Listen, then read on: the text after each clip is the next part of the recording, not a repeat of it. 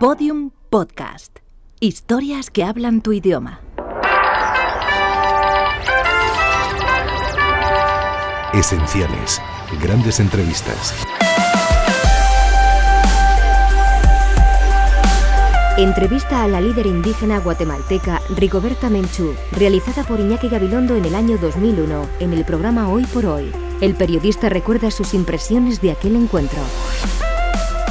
Recibimos a Rigoberta Menchú en abril del año 2001. Rigoberta Menchú, líder de los indígenas de Guatemala, se había convertido en un personaje muy popular y muy querido en nuestro país. 2 años antes había recibido el Premio Príncipe de Asturias de Cooperación Internacional y desde el año 1992 era Premio Nobel de la Paz.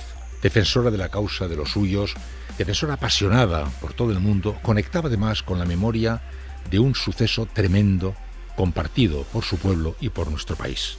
El 31 de enero del año 1980, un grupo de indígenas que protestaban por la represión en su país buscó refugio en la embajada española en Guatemala. El ejército guatemalteco atacó esa embajada, la asaltó y provocó un incendio con fósforo blanco que provocó 37 muertos. Entre los muertos, indígenas allí recogidos, se encontraba el propio padre de Rigoberta Menchú. Entre los muertos también el cónsul español en Guatemala, Jaime Ruiz del Árbol, y 2 ciudadanos españoles más, funcionarios de la embajada, Luis Felipe Sana y María Teresa Villa. El embajador Máximo Cajal salvó la vida misteriosamente, o milagrosamente más bien diríamos, huyendo por la ventana en aquella barbarie organizada por la dictadura guatemalteca. Pasó el tiempo, como digo, con Rigoberta Menchú ya tan vinculada a la memoria de nuestro país, con su causa defendida por todo el mundo, en una causa muy popular, llegaba a nuestro estudio con su mensaje cálido, con su mensaje reivindicativo, con su mensaje emocionante.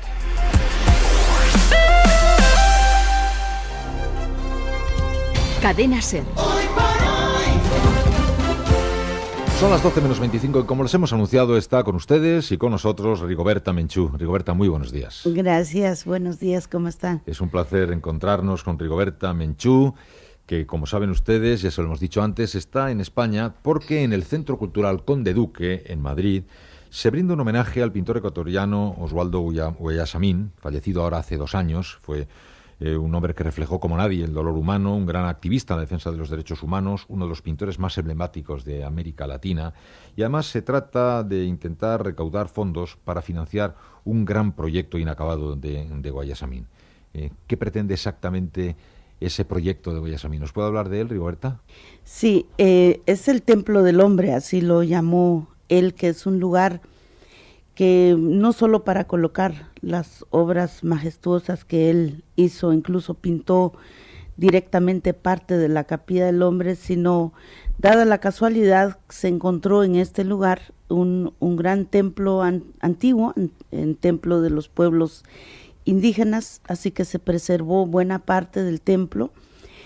Es una capilla, en realidad para reivindicar la cultura, la identidad. Muy pocos lugares en Ecuador que están preservados como centros ceremoniales de los pueblos indígenas de hace muchos miles de años, pero también que creo que Guayasamín fue un hombre de símbolo de 2 visiones de la vida, o sea, la realidad actual, el dolor, el sufrimiento que siempre expresa en sus obras, pero también el sueño, yo diría el sueño y la doble visión de la vida, que es poca gente artística de la América Latina ha podido expresar como él lo expresó, ¿no? Sí, esta Capilla del Hombre es un conjunto arquitectónico diseñado por el propio artista.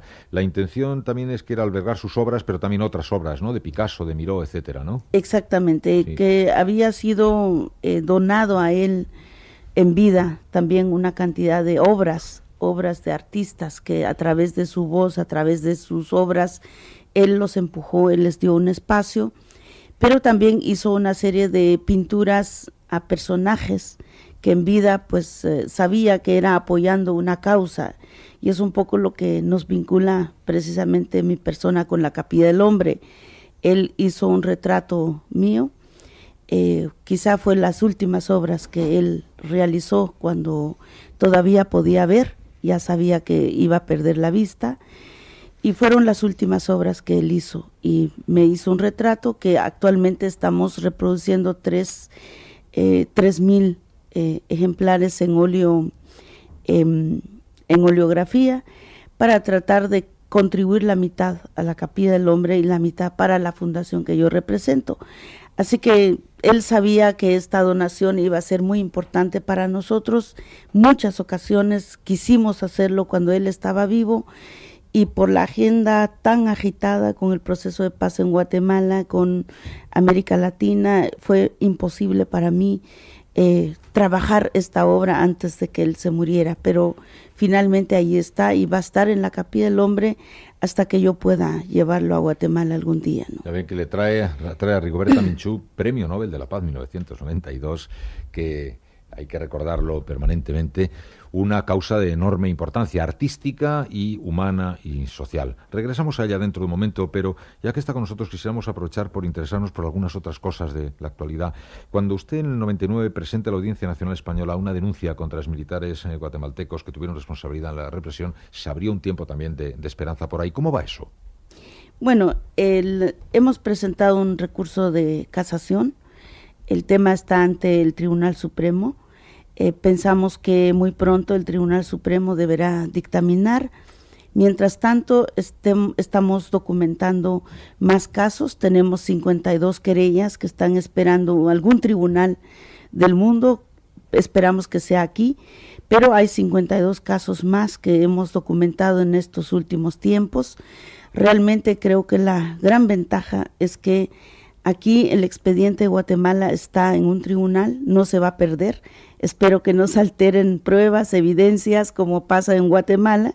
No se perderán los folios, por lo que es una garantía también. Y creo que a medida en que los casos estamos buscando forma legal para que siga acumulándose hasta que en espera de lo que resuelva el Supremo. Es un tema de juicio de dos niveles. Uno es el juicio moral. Creo yo que ha logrado mucho, ha logrado contribuir a denunciar los temas de genocidio, no solo en Guatemala, sino en el mundo. Y otro es el tema legal, y los temas legales pues lleva procesos, yo entiendo eso, y no importa los años que sea, nosotros no perdemos nada más que ganar. Ya perdimos lo que teníamos que perder. En el caso concreto de Guatemala, justamente la aparición del libro de Máximo Cajal sobre aquellos sucesos cuando él era embajador, el drama que allí se vivió, contribuyeron a darle a la sociedad española, refrescarle la memoria en torno a muchos episodios que aquí además se interpretaron en su momento de una forma absolutamente disparatada. Ahora parece el tema algo olvidado, pero la cosa legalmente continúa su camino, ¿no? Continúa su camino, y es más, nosotros creemos que si algún día se crea el Tribunal Penal Internacional, no va a poder obviar un proceso que ya ha llevado un proceso judicial penal. Y también si algún día no exista un Tribunal Penal Internacional, existen 3 experiencias valiosas que estamos dando seguimiento. Uno es el Tribunal ad hoc de Ruanda, otro es el Tribunal ad hoc de la ex Yugoslavia, y se está por crear una posibilidad de justicia binacional en Camboya.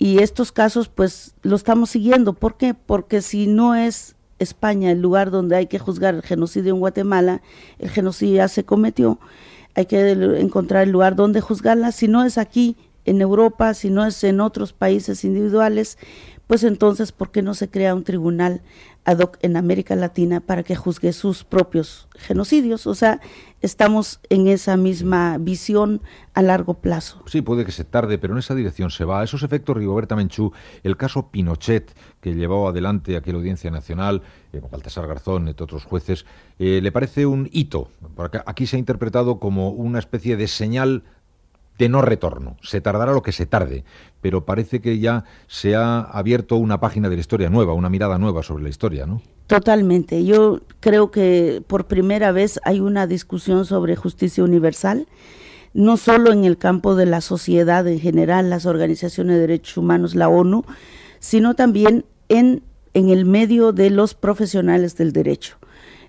Ha involucrado a jueces, fiscales progresistas, abogados, letrados, y se está discutiendo en muchos lugares, y creo que el caso Guatemala en particular, no solo en España está, Usted sabe que hay algunos otros países que lo han acogido.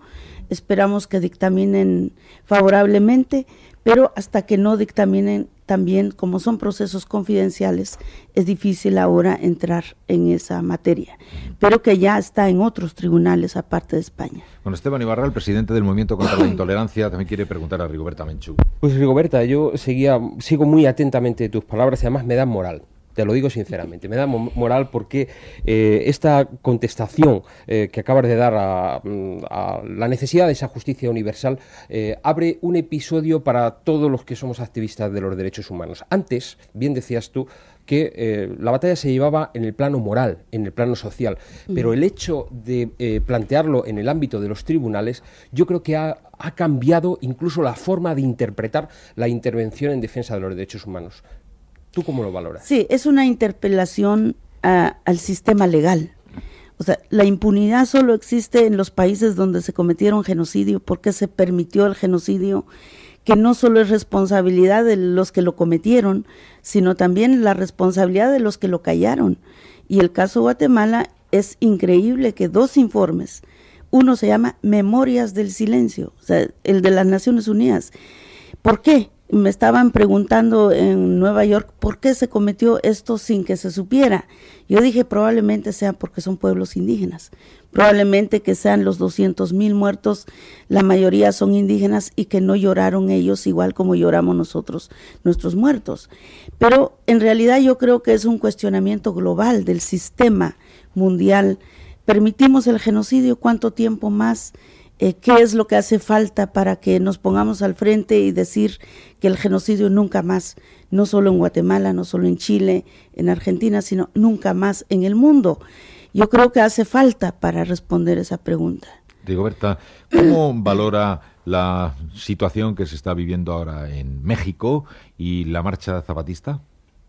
Yo creo que es un movimiento que ha contribuido a poner a los pueblos indígenas en la agenda mundial, en la agenda de los medios de comunicaciones, en la agenda del propio Congreso mexicano, también en la agenda del presidente, y creo que especialmente en el cuestionamiento también si México es un país pluricultural, multiétnico, muy orgulloso de su identidad, ¿por qué no fue capaz de hacer una relación respetuosa con los pueblos indígenas?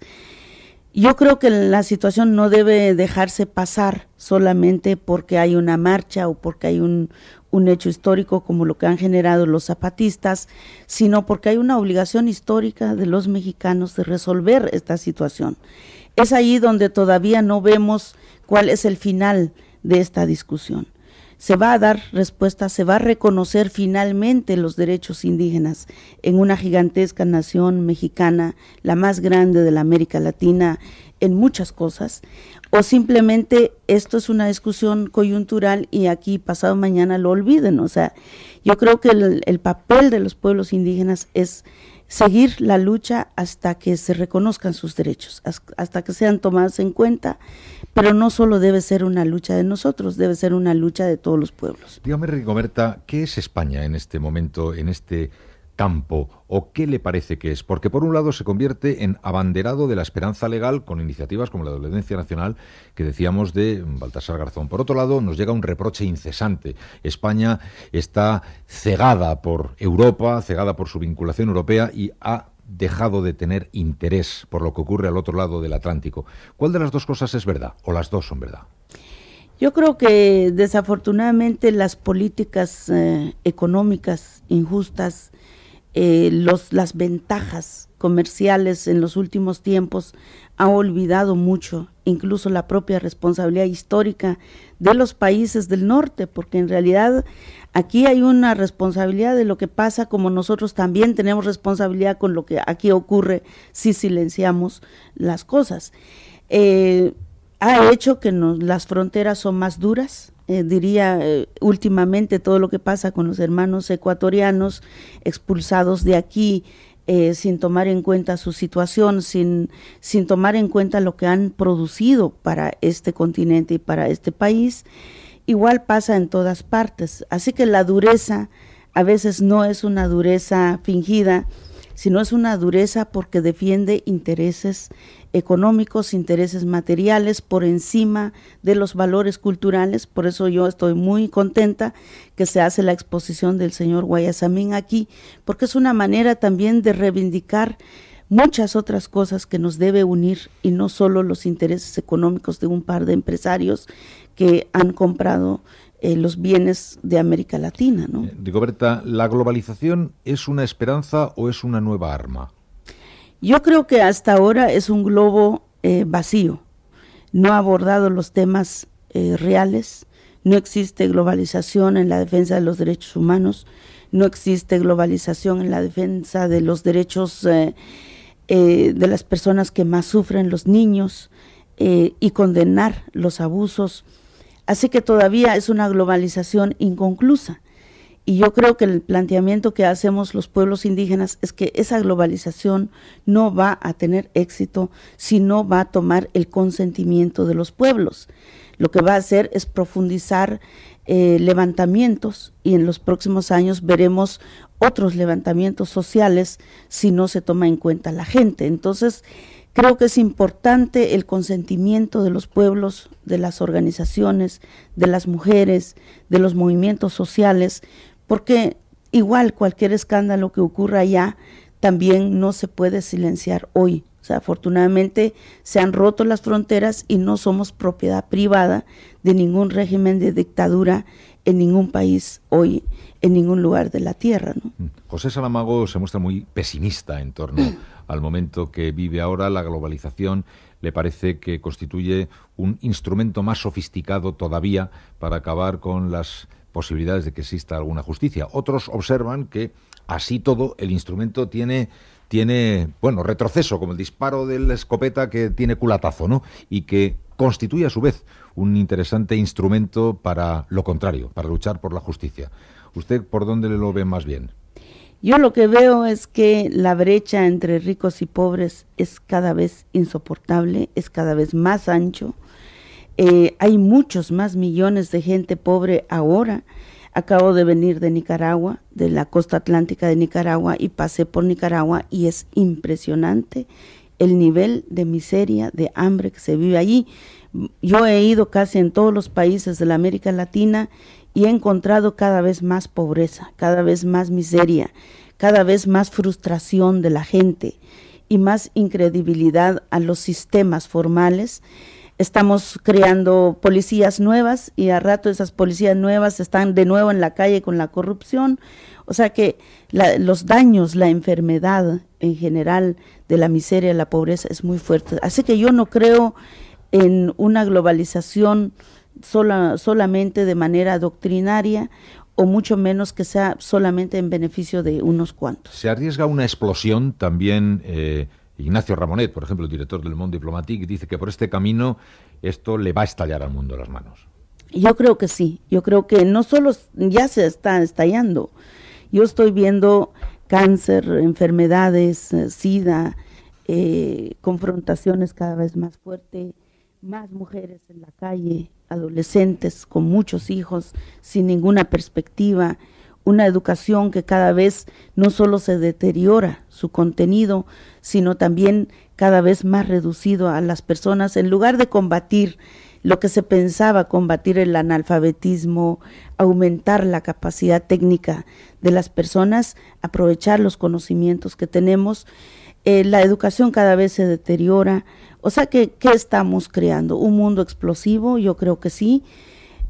¿Hasta dónde quiere llegar la humanidad? ¿A qué límite quiere llegar? No sé. O sea, el individualismo es muy fuerte y cada quien hace su plan tratando de sobrevivir. Y creo que todos somos producto de una sobrevivencia. Ya no solo los pueblos indígenas sobrevivimos, sino que hay una sobrevivencia global que creo que es lo que debemos de preocuparnos y nos debe unir. Así que tenemos mucho material por el que orar en la Capilla del Hombre, ¿verdad? Sí, yo creo que la Capilla del Hombre es para que la historia no se borre, para que los pueblos recuerden su memoria, pero también al lado de esto pues hay que impulsar una gran cantidad de oportunidades para una gran juventud que podría ser artista y en lugar de ser delincuente, que podría ser genios que puedan contribuir al conocimiento de la humanidad, en lugar de ser drogadictos. O sea, realmente creo que resaltar, enaltecer el arte también es una posibilidad de darle esperanza a la gente.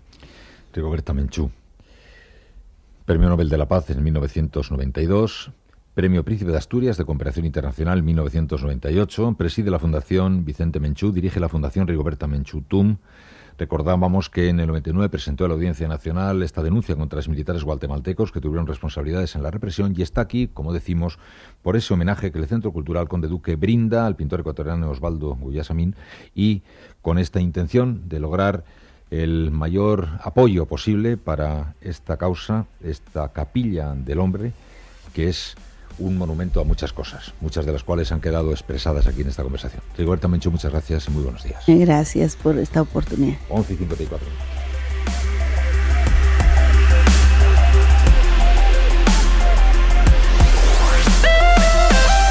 Síguenos en Twitter, @podiumpodcast y en facebook.com/podiumpodcast.